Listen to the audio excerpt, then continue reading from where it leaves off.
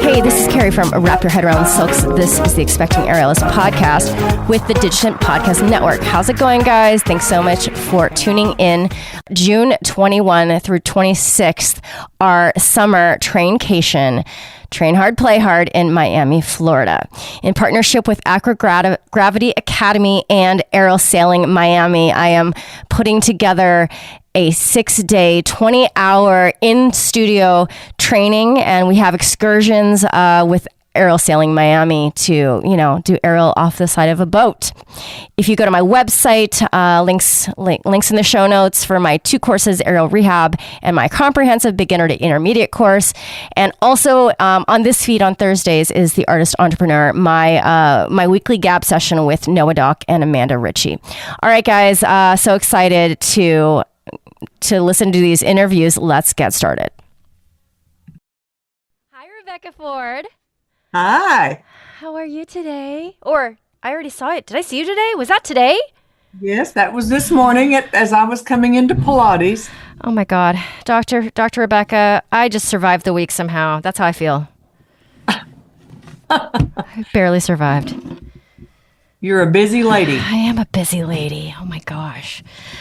Okay, listeners, Dr. Rebecca, so I see her all the time now because we are at the gym all the time, and she is just a wealth of knowledge. And she says to me, would you want to talk about perimenopausal weight gain? Do you know anything about that? I was like, oh my God, do I want to talk about it? Because it's right here on my belly right now, a little bit. That's pretty typical. It is typical because I'm going to be 49 in like 2 months. Oh my goodness. Well, congratulations. Join the club. I've gotten this far. I'm not going to complain about my age. Only you're lucky if you can get older, right? Absolutely. So, Dr. Rebecca, if you would just introduce yourself again to the audience. You guys, this is the second time you would have heard from her, but give a little introduction about who you are, and then we'll jump right into this topic. Dr. Rebecca Ford. I am a naturopathic doctor. I went to Arizona to naturopathic medical school in Arizona. I started my career 46 years ago as a registered nurse, and then did a master's degree in nutrition. And then when I found myself a empty nester and I was single, I decided I wanted to fulfill a dream. And so I packed up and moved out to Arizona and went to 4 years of naturopathic medical school. Then after I finished that, I came back to Texas because Texas is my home. And so we're talking about perimenopausal weight gain. And our last podcast, we talked about the joys of perimenopause. And she educated us on a lot of the things that maybe we don't learn in school because they don't teach this stuff. And so I think the best first question is, okay, so I'm going to be 49 soon. And I don't know, 10, 15 years ago when I felt like I've always been like on one end or the other of like a 10-pound range for myself. Mm-hmm. Like I'm healthy, I'm fit, I exercise. You guys all know this. You guys are my listeners. And, sometimes I'd be on the heavier side of that and sometimes on the lighter side. And when I was younger, I would just exercise more and eat less usually. Or I would be like, okay, I'm going to go on a quote unquote diet for a couple weeks. And then I would like go back down to the lower range and be like, oh, great, it worked. And that doesn't really work anymore. I feel like today I'm even healthier, like I'm eating better than I had in the past. I still have like the occasional French fry here and there and some chocolate here and there, but generally on an everyday basis, especially now that I'm working at Lifetime and I'm eating out of a lunch pail, as they used to call it, so like a pack of boiled egg in the morning for my breakfast, and then I have it with my mushroom coffee, and I'm like pretty good. Now I'm taking like omega-3s, and I've got my vitamin K and my vitamin D, and I got my magnesium, and I have all this stuff. And yet my body doesn't respond in the same way. And my listeners, you're probably nodding because you guys might be in my same age category. So why is this, Dr. Rebecca? Why? Well, you're singing the same tune that I hear from every perimenopausal woman that comes to see me for whatever reason, but whatever reason they're coming to see me, they almost always also say, and by the way, I can't seem to get rid of this little 10 pounds I've put on. What I used to do no longer works. And to some degree, your body is changing. There's no getting around that. Your body is absolutely changing. And some of these hormonal shifts that you're having certainly contribute to this perimenopausal weight gain. The decrease in estrogen. Hello, Can you take anything seriously? My daughter, Bean, has come to the Zoom with a yogurt mustache, strawberry yogurt mustache. You want to say hi to the listeners? And I see that strawberry yogurt mustache. You want to wipe that off? Are you done eating? Or are you still in the middle of it? Oh my God. Okay. Off. The slow decline in estrogen tends to cause women to put a little more weight on in their abdominal area. And that type of fat, if it's visceral abdominal fat versus subcutaneous abdominal fat, that abdominal fat tends to create a little more inflammation throughout your system, which makes it easier for you to pack on fat. The other thing that the abdominal fat does for perimenopausal women is it contributes to the conversion of testosterone coming from your adrenals into estrogen. Remember, in our last podcast, I talked about how if you have healthy, robust adrenals, then you're probably going to have an easier transition through perimenopause and through menopause. And the reason for that is because your adrenals produce testosterone, which is then converted into estrogen. Well, that conversion, a significant amount of that conversion happens in abdominal fat, which may be one reason Mother Nature tends to make us pack on a little bit of fat around our middle. So part of it is just hormonal changes.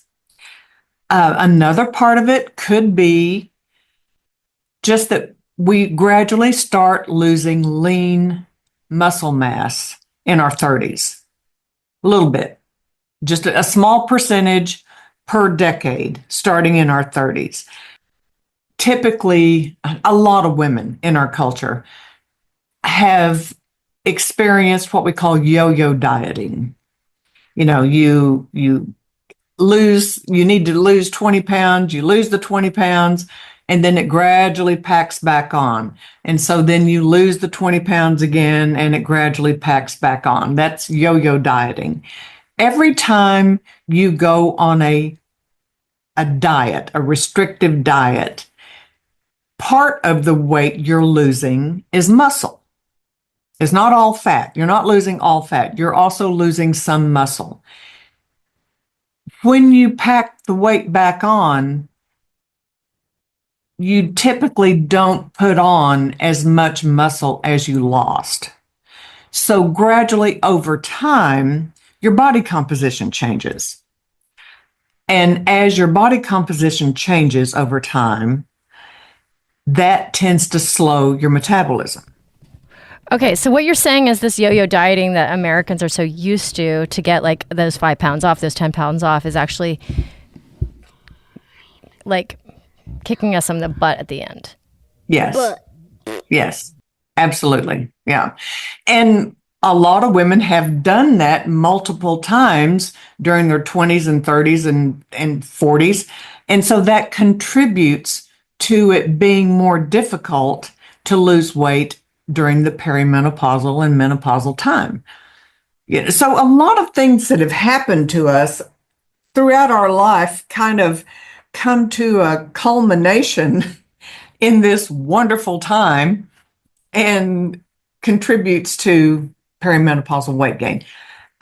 Another thing that can contribute to it is the fact that we live in a toxic soup.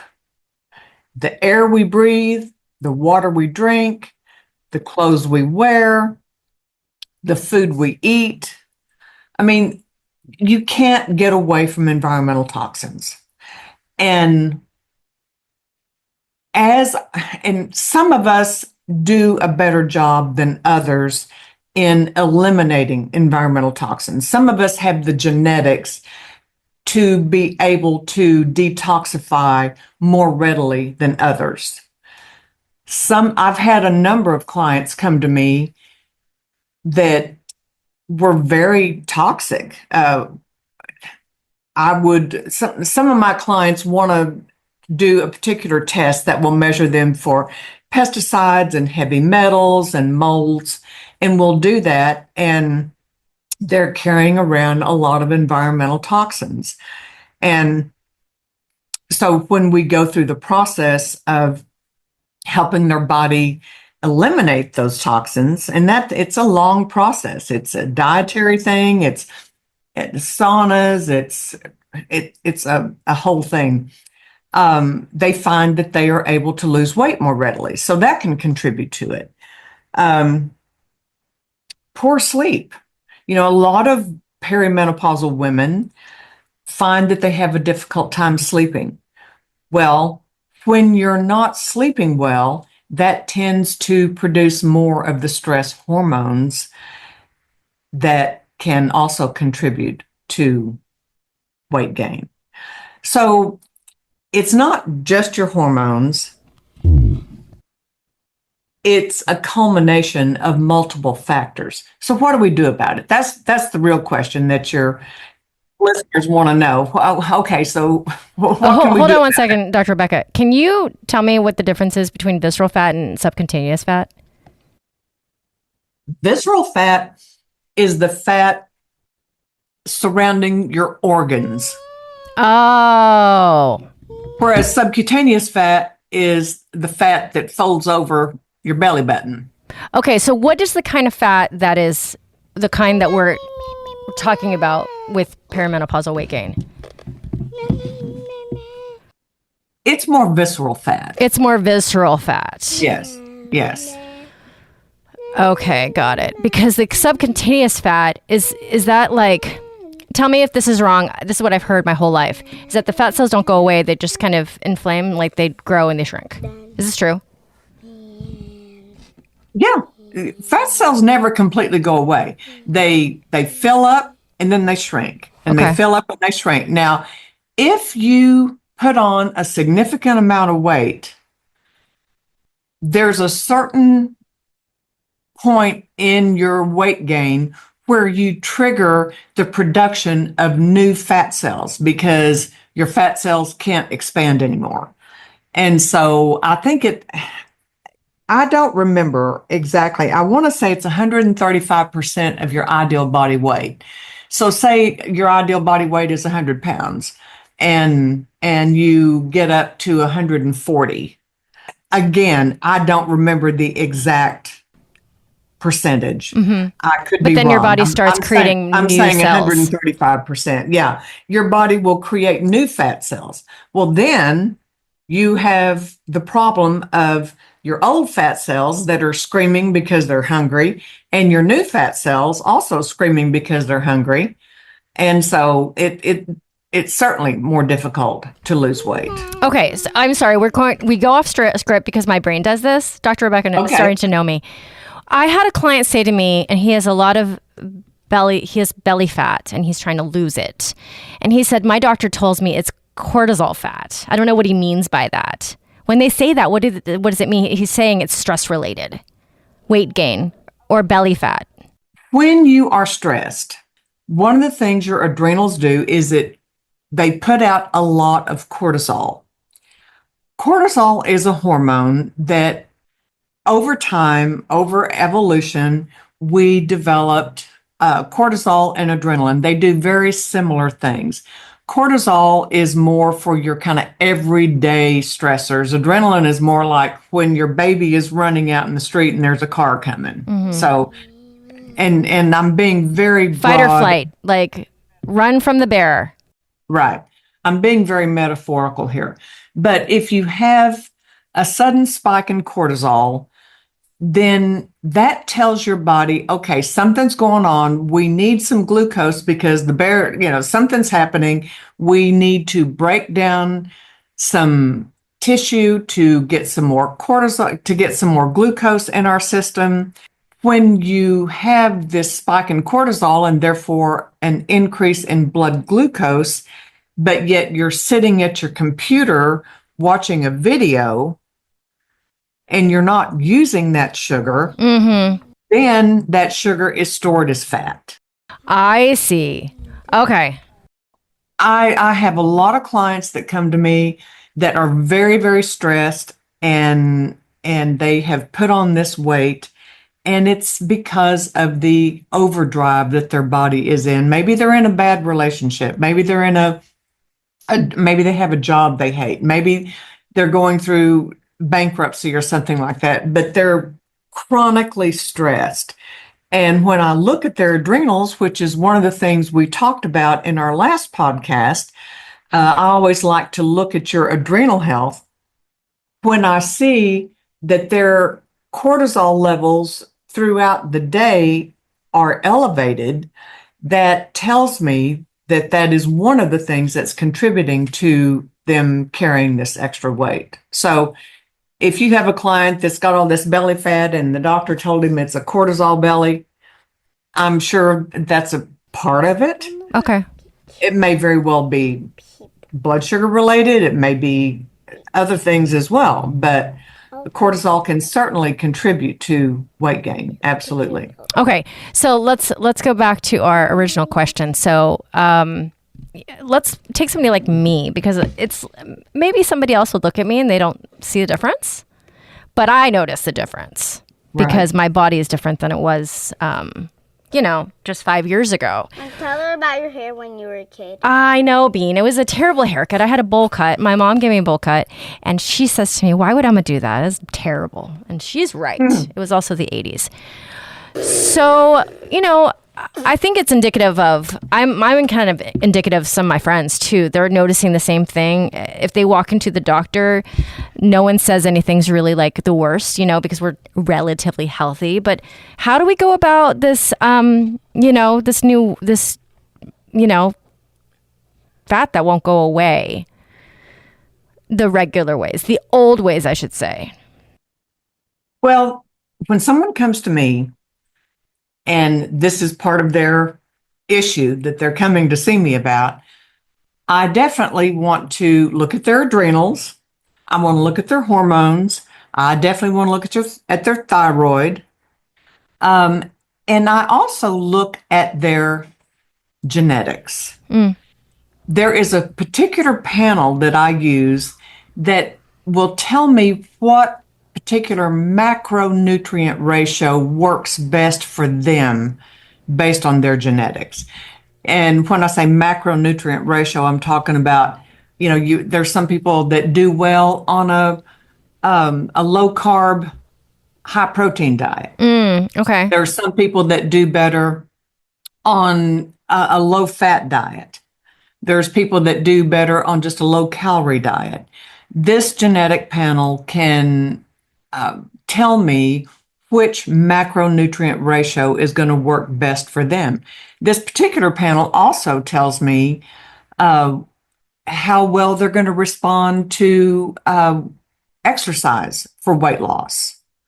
Whether it's cardio, whether they need cardio exercise or whether they need more resistance training. So that's one of the things I do. But I look at their microbiome, because that plays a huge role in inflammation, and inflammation feeds into weight gain. Fat cells put out a lot of inflammatory markers. Okay. And it's like a vicious cycle. inflammation leads to more fat storage, which leads to more inflammation, which leads to more fat storage. So when someone comes to see me, I do this kind of testing to see what's going on with them and kind of peel the onion. Okay, we start here. Maybe we're starting with their adrenals.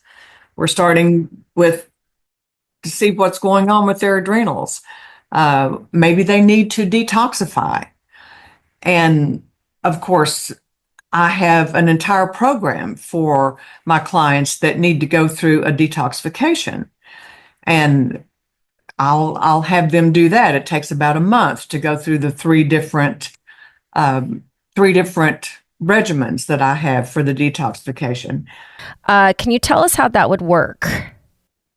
Okay, well, the main thing to know about the detoxification process is that it requires adequate nutrition.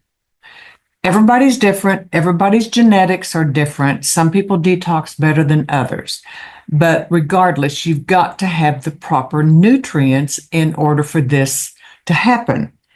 Your body will take whatever compound it's trying to get rid of and put it through what we call phase 1 biotransformation, primarily in your liver, but it happens in other tissues as well. And in phase 1, there are certain enzymes that will break that primary compound down into intermediate compounds. These intermediate compounds actually oftentimes are more toxic to the body than the primary compound was, which is why it's so important to make sure you have adequate nutrients in order to complete this process.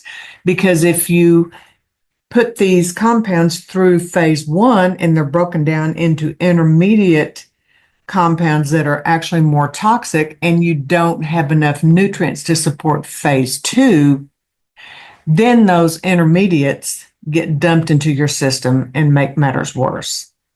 So again, phase 1 goes to intermediate compounds, and then it goes into phase 2, which uses nutrients such as sulfur or glutathione, glucuronic acid, glycine, vitamins, minerals. It uses lots of different nutrients in order to attach those compounds to a molecule so that it can be either eliminated via your kidneys because it's now water soluble, or it can be eliminated through the bile because it's now fat soluble. It's very important if you're going to start a detoxification process, it's very important that you're not constipated. Because if you're constipated and everything is backed up, then the fat soluble compounds that have been detoxed through your liver will enter into the bile, which then goes into your small intestine during digestion and ultimately is supposed to come out in your stool.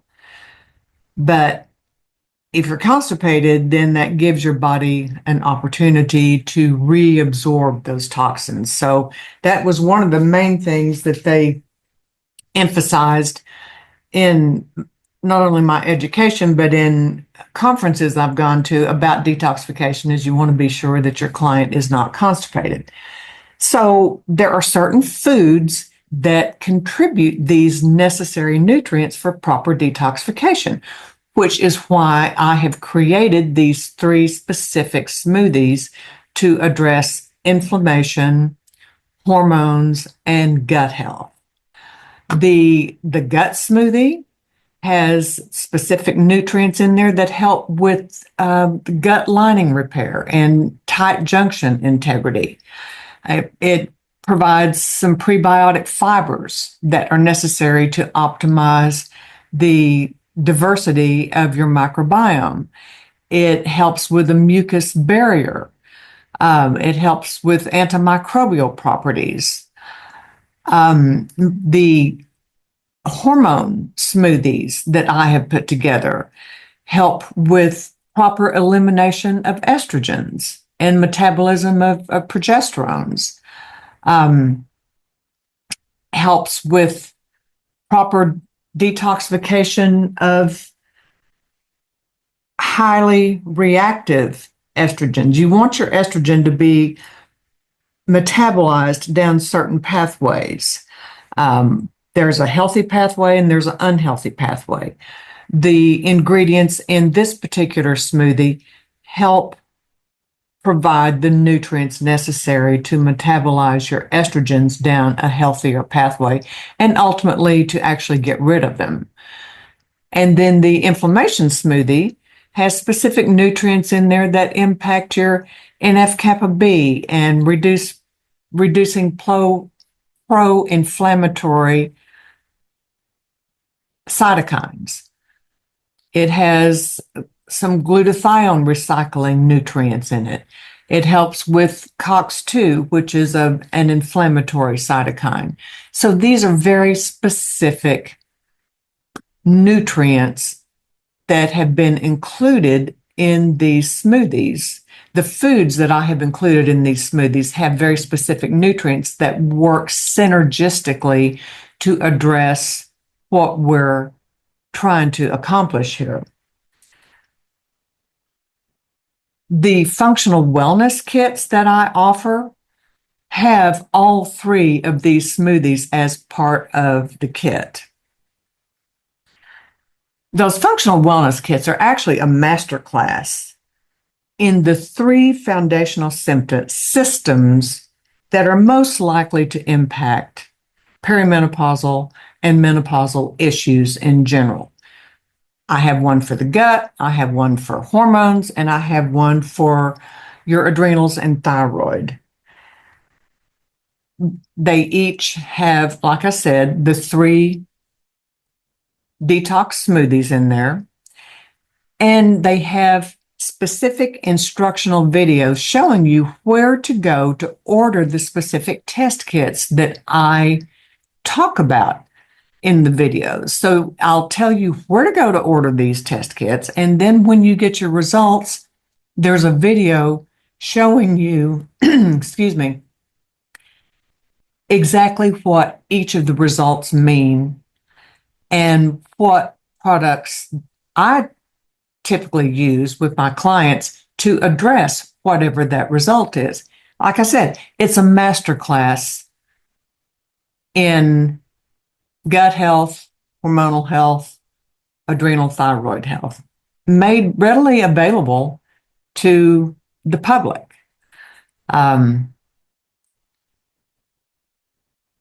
The entire package, including what you will pay to order the test kit, is less than what a one-on-one initial consultation is with me. So when you are talking about detoxification, the main thing to remember is that it's important to make sure you're consuming the right nutrition in order for your body to do what it is designed to do very well. From what you said, I can imagine you would not agree that some people are like, okay, a keto diet is perfect for, is the way. Or, you know, people are like, vegan, all vegan food. Or they are like, we should all be having high fat, low carb. Yeah. There's so much out there. And would you say that it really depends on who the person is, or does something stand out when it comes to fat loss? Well, everybody is different. One diet is not going to work for everyone. The main factor that a diet can address has to do with refined carbohydrates tend to spike your glucose. As you're digesting refined carbohydrates, and when I say refined carbohydrates, I'm talking about chips, I'm talking about pastries, I'm talking about white bread and white rice, and even your whole grain crackers. Anytime you take a grain and pulverize it and turn it into an edible product, it's refined. because it's easy to digest and get to the carbohydrate content. So when you consume a refined carbohydrate, it digests into glucose very quickly, causing a glucose spike, which then causes an insulin spike, which ultimately leads to fat deposition. So the one thing that I can say that would be applicable across the board, I'm going to stick my neck out here and I'm going to say that anybody can benefit from watching their refined carbohydrate intake for that very reason, because that is biochemistry that does not change from person to person. Anytime you digest carbohydrates rapidly and get a glucose spike, you're going to get an insulin spike, which is going to drive the glucose out of your bloodstream into your cells. And when your cells don't have a high demand for glucose at that particular moment, because you're sitting watching TV and you're eating this bag of chips and you're watching TV, then the cell is just going to say, well, I don't need all this sugar right now. Send it off to the warehouse, pack it up and send it off to the warehouse, which on me is my belly. Some women, it's on their butt. Some women, it's on their legs. That's a silly metaphor that I'm using to describe that your body will take that glucose that it doesn't need right now and turn it into fat. Yeah, mine does that too. It doesn't go to my booty, it goes to my belly. So that is one aspect of dietary intake that I think is across the board applicable to everyone. The others you mentioned, a keto diet, if we're talking real keto, if we're talking pure keto, that's like 80% fat. I know there's some people that claim that they do really well. I know more people that do well on a relatively low carbohydrate diet. When people say keto, what they really mean is just a low carb diet. Yeah, like keto inspired. A true keto is like 80% fat, but most people are talking about just a relatively low carbohydrate diet, nice, good amount of protein and moderate fat. So there's a good amount of people that do well on that. There's a number of my clients that really need to be on a low fat diet. So if they'll cut the fat out of their diet, then it makes it easier for them to lose weight. And then there's other people that just do well on what we call a 30-30-30 plan, about 30% protein, 30% fat, and 30% carb. That's why I do the genetic marker on my clients. Mm-hmm. So that I can know what macronutrient ratio is going to work well for them. Okay. You've heard of the carnivore diet. What do we think about all meat? Well, the carnivore diet, as I understand it, is not just all meat. It is meat with green leafy vegetables, berries. Oh, okay. It's what would have, no, what is that? There's another name for that. It's not, paleo. It's like however the caveman would have eaten. Yeah. What is paleo? So is carnivore and paleo kind of the same? So I think so. I feel like it is. I haven't. Yeah. I haven't researched the differences between carnivore and paleo, but they sound very similar. Some people do well on the carnivore diet. I have a colleague, one of my friends here in San Antonio. I went to medical school with her. She did the carnivore diet for about 5 months and she lost some weight. Her allergies cleared up. She felt great. I have clients that have come to me and they've said, I've been on the carnivore diet for 3 months and I feel miserable. Okay, so the carnivore diet is not right for you. They're missing something. Right, because they're missing something, right? And there's something in their not diet they're missing. genetically set up to do well with that kind of diet. We are such a melting pot here in this country. We are such a melting pot. We have genes, we have genetic patterns from all over the place. So it's crazy to think that any one person is going to do well on a particular diet that maybe their neighbor would do well on. You're just, everyone's different. Everyone is different. Let me ask you something that you didn't have on this list of questions. What are your opinions about GLP-1s? Okay. My opinion of GLP-1. Okay. Let me start by saying this. As with any dietary measure, as with any program of any kind that helps you lose weight, if you don't learn to change your behavior and your lifestyle and your diet, you're going to gain the weight back. So, yeah, whatever modality you do GLP-1 to get it off, is no magic pill. Yeah, unless you learn the right lifestyle in order to maintain your weight loss. There's people that have blood sugar issues that are doing very well with GLP-1. The way GLP-1 works has to do with changing the chemical signaling of hunger. So you've heard people talk about the food chatter is gone. The food chatter is gone. Well, that has to do with certain chemicals in your body that tell your brain, hey, I'm hungry, I'm hungry. They help to suppress those. The other mechanism is that it slows digestion.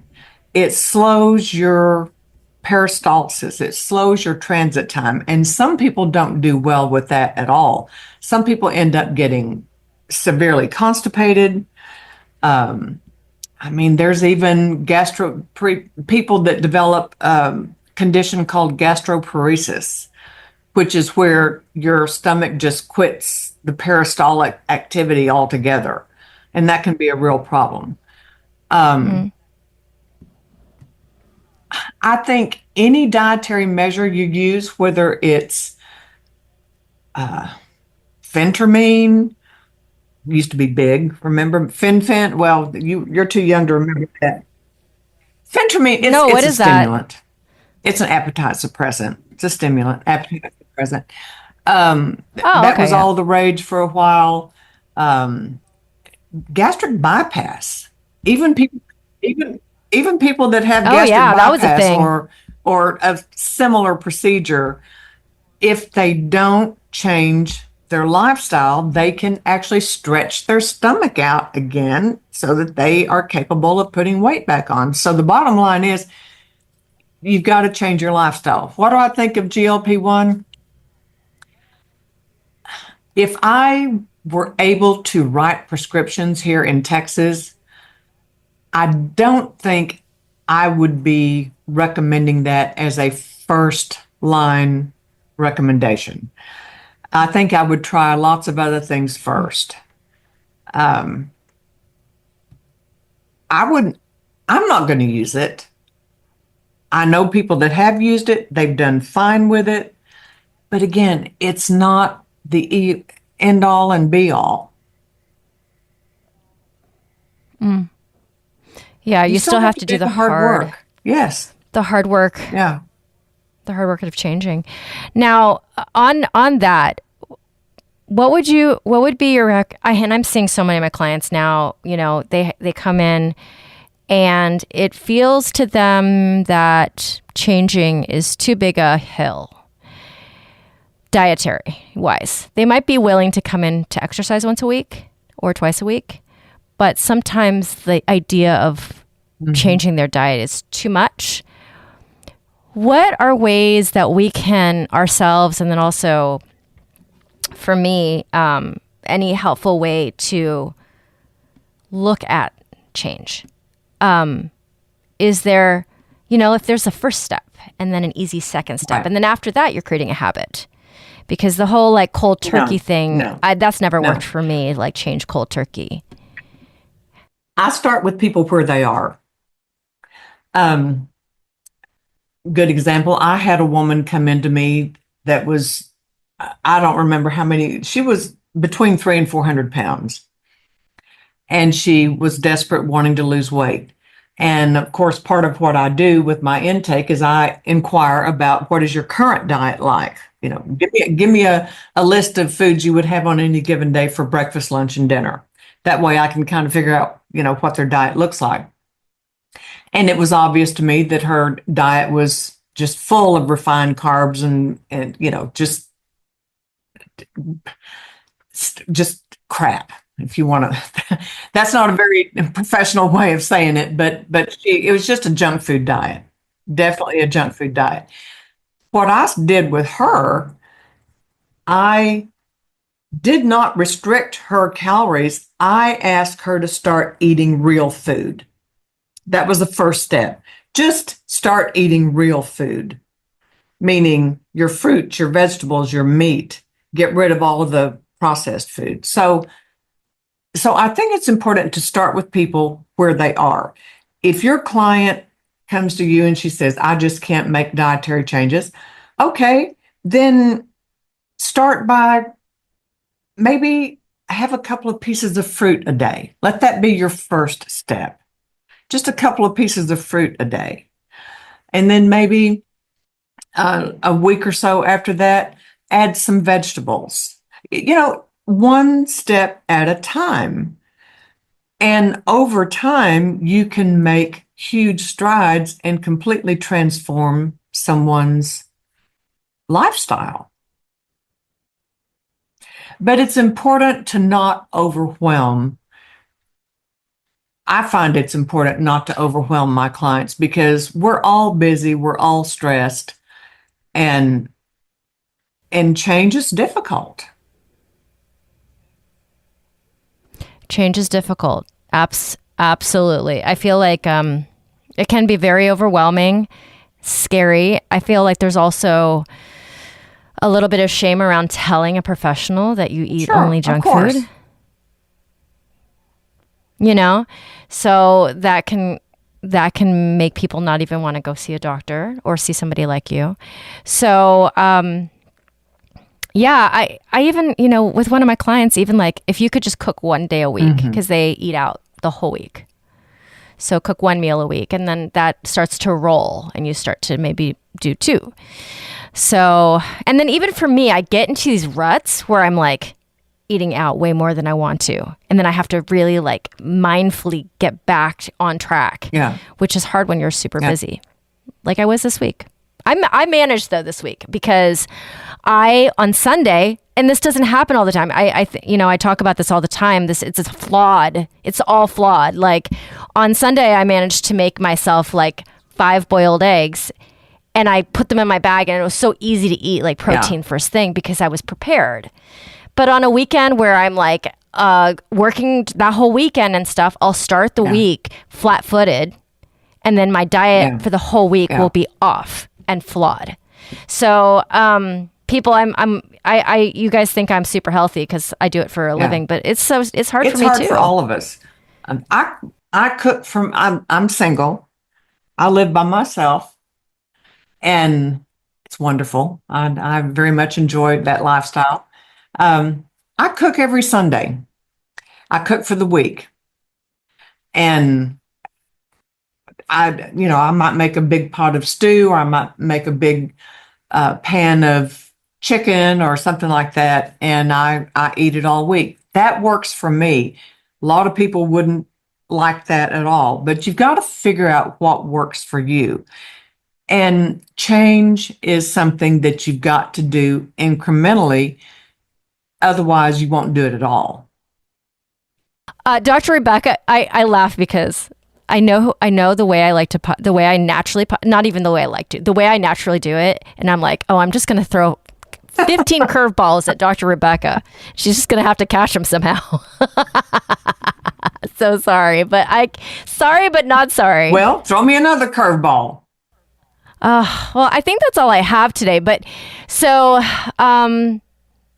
people out there who are kind of wondering about their own body, I think it's worth it to like start really like being very mindful about what you're eating and what happens when you eat the thing. Like I do that all the time. Like I just brought mushroom coffee into my life, and I like did this experiment with it over a couple weeks where I'm like, how's my body reacting? You know, I have IBS, so I have to, but like, am I noticing any weight gain after I added this one thing? So it's a journey, and I'm glad you're here with us so that you can help explain some of it. I'm glad to be here as well. Thank you so much for tuning in, my friends. If you would leave me a 5-star rating and a review, it means the world to me. It really helps people find this. If you are an expecting aerialist around the world, or if you feel like you have a story to contribute to this podcast, please reach out to me, DM, email, carrie@wrapyourheadaroundsilks.com. I have an interview every single week, so there's lots of room for lots of stories. I really would love to hear from more of you.